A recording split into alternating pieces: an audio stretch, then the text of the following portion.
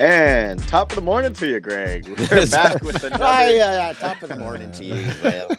We are back with another edition of the Blue Review. Of course, I am Parker Bell alongside Marcus Grant, Greg Bergman, Corporate Greg, and we got an exciting one. Glasnow absolutely dealt yesterday, tied his career high in Ks, so we'll get into that. Outman looking like he's kind of finding his groove. He's on a streak.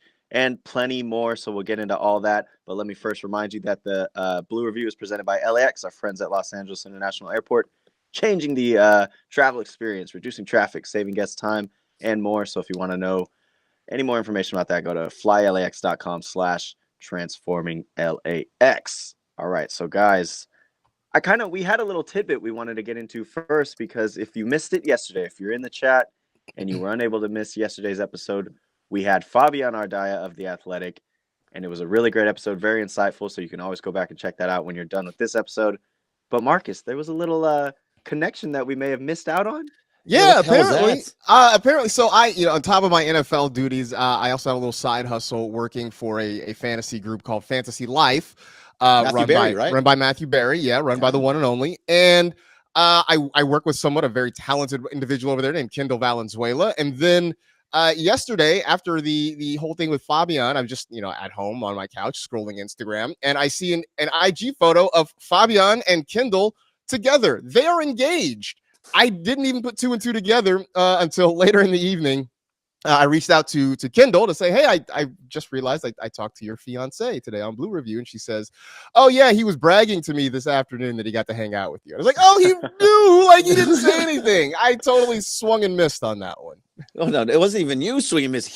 I'm sorry, Fabian, but you swung and miss. You knew and said absolutely nothing to that. So I think that's kind of some nonsense right there. We should probably get her on next time. There we go. Yes. To at least have some conversation, find out what that was all about. What that was all about, man. Yeah, but congratulations to them. They're going to be married, I think, in a couple of months. The big day for them. Wow! So. Congratulations, Kendall and Fabian. Mm-hmm. And by the way, I want to in the chat right now. If you're in the chat right now, I just want to know, we had Fabian yesterday. We've had guys from Dodger Blue, and we've had Clint Pasillas, who does Foul Territory with Alana Rizzo. What other people would you like to see on here? By the way, I think I'm probably going to have Doug McCain on next week on Tuesday. Those are days that Marcus is not usually available, but is always welcome. But who else would you like us to talk to?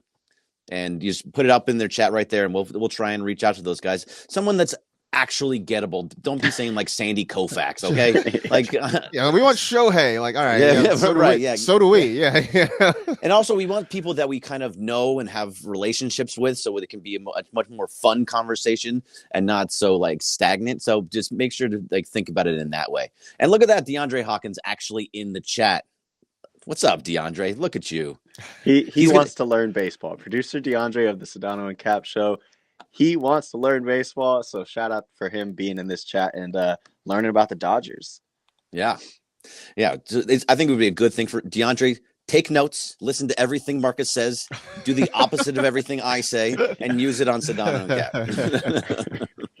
Okay, so guys, the Dodgers win 6-3 last night. Could have been 6-0, but whatever. We don't acknowledge the 8th and 9th inning. What we will acknowledge is Glasnow. I will later. 7 scoreless innings. Yeah, we can talk about it. Glasnow, 7 scoreless innings, ties his career K for 14 Ks. He just looked absolutely amazing. He looked like the ace. What are your Marcus? We'll start with you. What was your initial reaction of Glasnow's performance? Just lights out, man. He was dealing from start to finish the whole night. Never got into trouble. I think he only had 1 or 2 3-ball counts. He didn't go deep into counts, which was sort of an issue earlier in the season. He was everything that was advertised. And I actually read some of the quotes this morning from the Twins guys who were saying that he just looked different last night. They're I don't know if it's something the Dodgers have done to sort of tweak his delivery, if he just happened to be having a really good day. But we faced this guy in Tampa, and he looked like a different guy tonight than the guy we saw. So, that's all you gotta do. Just keep that up. Just, whatever, go out and strike out double-digit guys every time out, and everything's going to be great. But in all seriousness, he was the ace, as you mentioned, Parker. He was the ace that the Dodgers want him to be. Yeah, exactly. This is why you give him $136 million over 5 years for outings just like this one. So I thought it was really, really nice to see him to pitch like that and to show that he can be that type of guy. We don't see double-digit strikeouts from a lot of pitchers very often on the Dodgers recently. I mean, usually Kershaw did it every once in a while, but it was kind of rare. He had the ability to do it. I think Bueller was someone that could do it, but could do it, yeah. Yeah, but for the most part, a guy that so easily, Bobby had 10 earlier this year. You're right, but he did. It looked so easy, so simple with the way he was throwing. He only pitched 88 pitches. Yeah. That's it. Yep. 80. It was so efficient the way that he was just mowing down a pretty good Minnesota Twins lineup. I mean, Carlos Correa is there. Like, that's not a bad team that he just completely mowed down. So I love seeing that out of him. And if he can stay healthy, and this is the type of year he's going to have, this is the type of year we're expecting him to have. So, yeah, the more we get some outings like this, the better, obviously. Yeah, 100%. Yeah. We know it's early April, but there was a lot to be excited about from last night. I kind of wanted to just touch on some of the stats about, I don't want to undersell his performance last night. It was possibly one of the best performances we've seen out of Dodgers pitcher in the, recent years. So I saw here, I think this was from The Athletic, I found it, 88 pitches, of course, 42 of them were strikes or he got a swing and a miss. Third best outing since StatCast even began tracking. And I think that was like 2015. But more so on top of that, I saw that it was no pitcher in this pitch tracking era, which is like 80 since 1988, has struck out as many batters as he has with that few pitches. Yeah. Wow. I mean, 88 pitches to get 14 Ks is just, I don't think we're going to see that again this season, probably. It'd be pretty phenomenal if you did. I mean, especially because you figure just on the nature of striking guys out alone, you have to throw more pitches. One thing that helped, and catching some of the game on radio, they mentioned it a few times that he would get a strikeout. Tim Neverett mentioned he would get a strikeout, and then right after that he would come back and get like a one pitch out. I know, like after the first few innings, I think he had 3 one pitch outs where guys were just going up there hacking and they would pop it up or something like that. And that goes a long way toward keeping your pitch count down. So it is sort of amazing that a guy with that many strikeouts could do that in 7 innings with fewer than 90 pitches. That is something that you're just not going to see. See, then also 88 pitches is that you're kind of at that spot too. Is like, do you let him go into the 8th inning? Do you pull him out in the 7th inning? I think it really depends on the situation in the game. So yesterday it was he went 7 full. By that time it was 6-0. Having him at 88 pitches and it's 6-0, you feel like you can actually take him out of that game. Yeah. He doesn't need to go any further. He probably could have gone to 110, 120 pitches, got a complete game. And we could have said, oh, look, he got a complete game in April. But right. I don't think that's that big of a deal. I'd rather have him healthy at the end of the year. And if that means just a few less pitches and he goes 7 and they get the win, great. Now we can talk about for just a quick second. The chat wants you to talk about it. Of course they do, because he's my villain, and Alex Vesia is a problem. Like, no matter what, this is a typical thing from Alex Vesia. It makes me feel he has Pedro Baez vibes to me. Like every time he comes, you're like, oh God, what is he gonna do here? He's gonna give up a jack. He's gonna give a really long out. He's gonna have the bases full at some point. It's not easy. I just can't stand the guy. And unfortunately, you have to have somebody like that on your team that's just, you can put in a 6-0 game. You can't have amazing pitchers in every one of your relief pitchers. God, Vesia is he makes me so mad. Well, I mean, he's gotten to the point now where they are using him in a lot lower leverage situations, right? I mean, he came in last night. It was 6-0. He gave up a bomb. I mean, he gave up a 400 jack. Yeah, God, it went deep. I mean, the time before that, he came in against the Cubs. They were down, was it 6-2, something like that? So like, they came back. They made that game interesting against the Cubs, but whereas a few years ago, they were sort of using him in higher leverage situations. They were using him as kind of the loogie, back when you could only, have guys throw for like one hitter or whatever. Right now, at least they're just using him in low leverage situations. They're just trying to get him on track. And that's, I think, sort of speaks to where he is and what his standing might be in this bullpen. Yeah, I mean, he's most likely he's not going to be here at the end of the year, but he's been here for a few years, and he had 2 years ago. he came out and he was just a dog. Like he came out, he didn't care. He would get all riled up after a big strikeout, and it was the guy that was like, "Yeah, bring out Vezina. I'm all about it. Look at that passion that he throws with."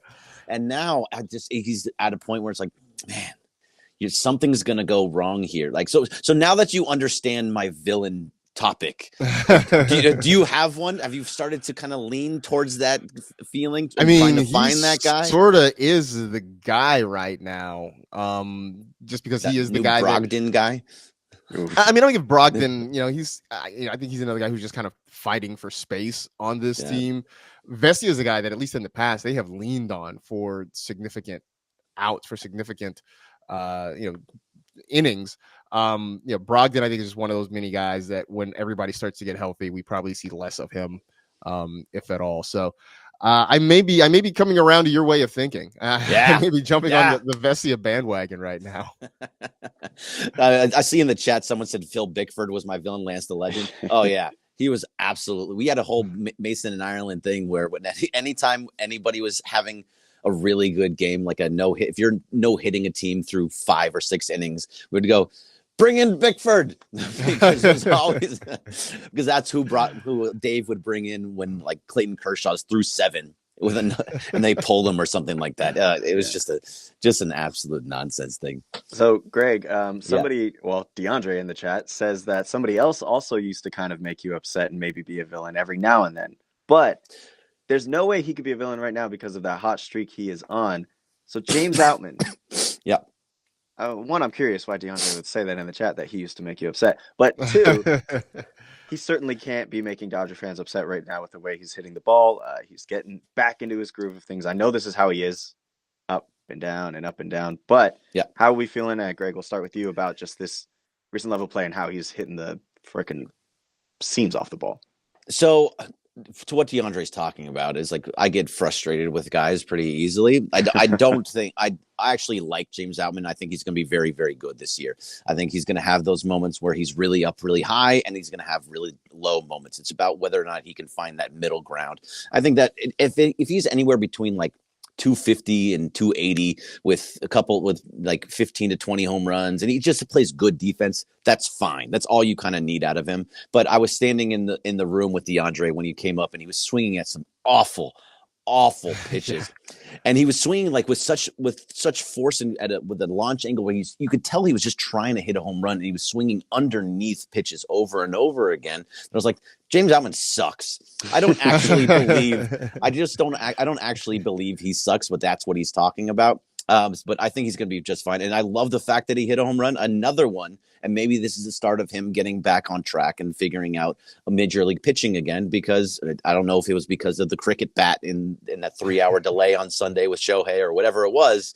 But, I think he's going to be fine. What about you, Marcus? No, I think he's going to be fine, especially for what they need out of him, right? Where he's hitting in the order, they don't need him to have huge numbers. They just need him to be consistent. And I think what we're seeing now is, I think, the end result of the way the season started. The average was not good. He wasn't getting on base. But the one thing that we noted is that when he was putting the ball in play, he was hitting it pretty hard and just wasn't getting a lot to show for it. And as long as you keep making solid contact and you barrel it up, good things eventually are going to happen. And so he's like 3 for 8 in his last 2 games, a couple of home runs.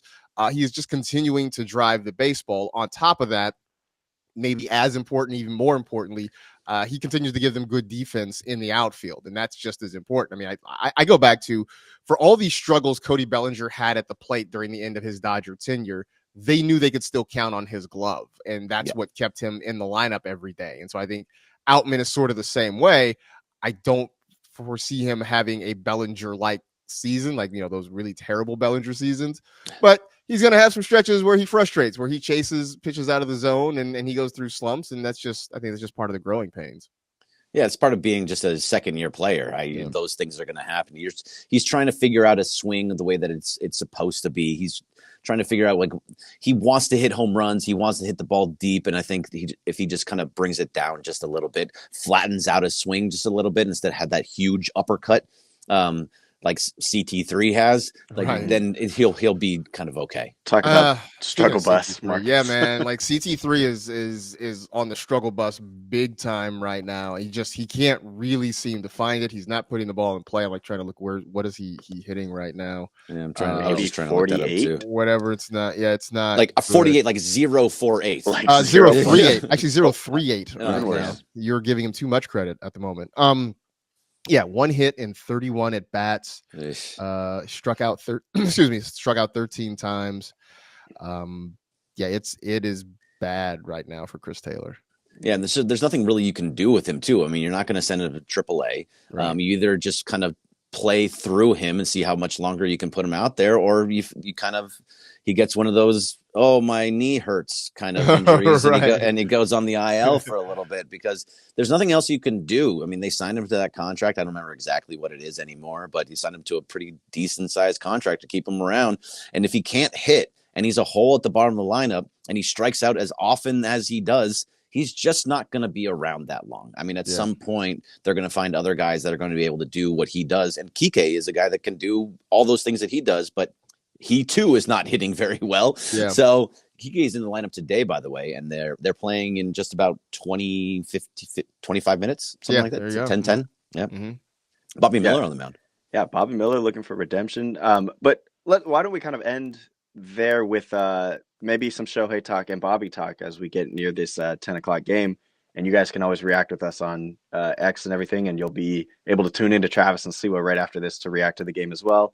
But Shohei Ohtani, speaking of the opposite of the struggle bus, for 3-4 games, maybe people were overreacting, and now he's back to MVP form. I think Ipe was the problem. Ipe was the problem, man. Right, 12 extra base hits. That makes for, I think, the most by a Dodgers player in his first 14 games. 8 doubles already. Guess who else has 8 doubles? The entire Phillies squad. So why don't we, Marcus, how are we feeling about Shohei? Obviously, we're just ecstatic, but just like, where do you think this is heading, and how long do you think he can keep this up? I mean, look, he can do this or some version of this pretty much all year, right? That's why he's going to make eventually $700 million. In 10 years. In 10 years, because this is what the expectation was. And it is funny that after the first week of the season, and he wasn't putting up ridiculous numbers. Everybody's like, "What's wrong with Shohei?" It's like for me doing football, it's like the overreactions after week 1, right? Where if the Rams lose and Matthew Stafford throws 3 picks, suddenly like the sky is falling and the Rams can't ever be good. And then all of a sudden week 2, Stafford can go out and throw for 303 tutties, and everybody's like, "Oh yeah, no, the Rams are great again." So like this is sort of the same thing, but it's encouraging. Now, I think we all just need to get everybody sort of hot. Like Freddie is hitting, Mookie's slowed down a little bit, but if we get all 3 of those guys hot at the same time, throw in the fact that Will Smith, it's funny, I saw a tweet after Smith's home run yesterday. I saw a tweet that's like, on any other team, Will Smith would be the superstar. Here he is not. So I mean, you get those 4 guys just cranking at the top of the lineup, I think everything flows from there. Yeah, you're right, though. But Will Smith would be a superstar on so many different teams, and he's the 4th guy on this team. There's 3 guys above him that are sure Hall of Famers, and 3 of the best players in the game right now, this instant. So he's just in a situation. But this is what's going to happen when you're in that cleanup spot, and you have those 3 guys in front of you that all wearing out the pitcher with a ton of pitches, getting all these hits, getting on base. You're going to see a lot of really, really good pitches to hit because they have to get the ball down the middle of the plate.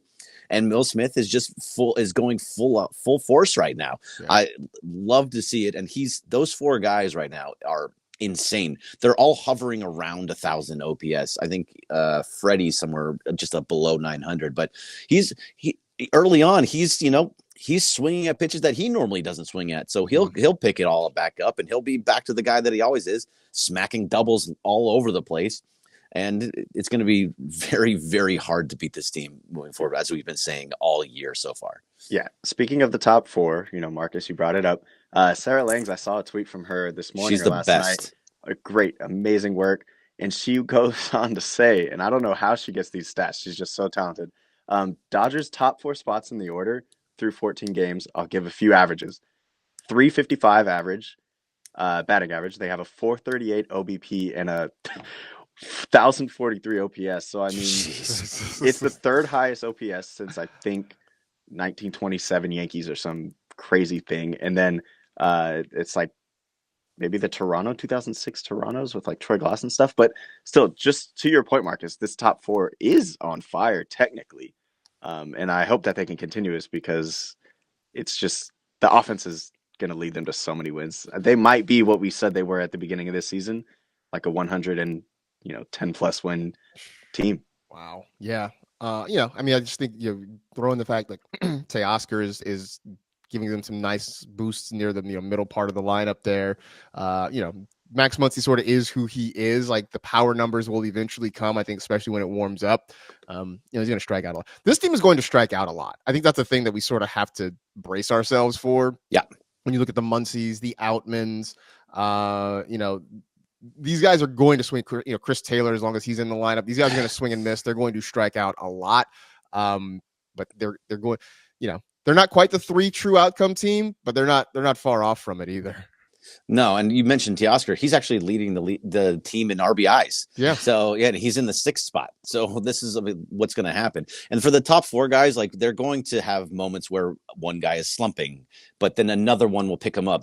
You're not going to get it very often. It'll probably happen a few times this year, but you're not going to get it very often where all 4 guys are slumping. Right. So they should be fine throughout that. And by the way, I'm just looking at something. Do you realize that Mookie Betts has 16 walks and only 10 strikeouts? Wow. He's walking a ton. He has a 530 on base percentage. That's ridiculous. And with the bad calls he was getting, exactly, right? My goodness. Like he was forced to take these terrible swings. He still gets hits or like flies out, but for the most part, despite the fact that they're getting no help whatsoever from the umpires, he has a 530. He's getting on the base half the time. Over. I mean, I think that's partially a function of just him being good, but also a function of that ridiculously hot start he had that people aren't willing to challenge him now. And it's even more amazing that people are willing to nibble around the plate with Mookie Betts, knowing the 3 guys behind him in the lineup. I don't really want to face Shohei. I definitely don't want to face Shohei with a guy on first base. So that speaks volumes to kind of what this start has been for him. Yeah. Well, guys, today in about 7 minutes, Bobby Miller looks to bounce back, I believe, against James Paddock, who's like 1-4 with the 7 ERA against the Dodgers. So sweep is looking likely, but we'll knock on wood. I don't want to, cause anything. Yeah. Don't jinx things. Yeah, not trying to jinx. You know how this works.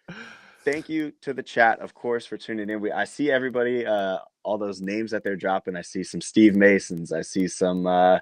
What do we got? Some Nomar. I don't know. Can we get Steve Mason? I don't know if we can get Mace on this show. He's not awake at this time. That's not possible. We could possibly get a soft maybe from Mason. Yeah, right. I think Dontrell would be interesting. I think Sarah Lings would be interesting too, actually, too. Dontrell he's called in before, huh? I feel like I've seen him. Mm-hmm. Yeah. So the D-Train would be fun. Absolutely. So stay tuned. We'll try to reach out and have some of these guests on. We appreciate you for all the recommendations. I think that there is some Dave Roberts talk that maybe we can get into tomorrow. Marcus, I saw you posted a clip from Fabian's interview with us, and there were some comments that were made about his future. I think we definitely can tackle that tomorrow. I'm excited to do so. Greg, I'll go ahead and let you close this out. But again, great episode. This has been the Blue Review. Yep. Thanks very much in the chat. Everybody tell your friends, tell everybody be here Monday through Friday, 9:30 to 9:55. Marcus Grant, Parker Bell, and me, Corporate Greg, will be here all the time. So make sure to stop in and just say hi and have some fun with us. See you tomorrow. That's it.